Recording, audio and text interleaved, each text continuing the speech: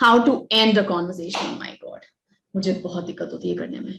मुझे कभी कभी तो समझ नहीं आता कि किसी को कैसे चुप कराऊं, बस करिए।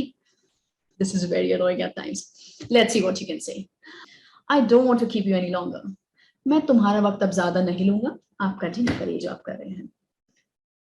कभी कभी तो लोग चिपक ही जाते हैं, so you can say that कि अब ज्यादा वक्त आप अपने पे ले लीजिए कि मैं आपका ज्यादा वक्त नहीं लूंगा, please continue what you doing. Let's see next one. Next आप क्या कह सकते हैं, I will let you carry on then. इसका मतलब ये है कि आप जो कर रहे हैं आप करते रहिए, मैं आपको छुट्टी देता हूँ, मैं आपको इजाजत देता हूँ, प्लीज करिए। आई मीन आपको ही नहीं होता, आप उनको इजाजत दें, लेकिन it's just a very polite way to say that you can just continue doing what you're doing. I won't interrupt you. Next. Okay then, thanks for the lovely time. Bye-bye कहने का बहुत अच्छा तरीका है कि बहुत अच्छा वक्त हमने गुजारा. Now bye. Next one you can say, I think I should take a leave now. मेरा कोई इंतजार कर रहा है. I think I should take a leave now. My husband is waiting outside.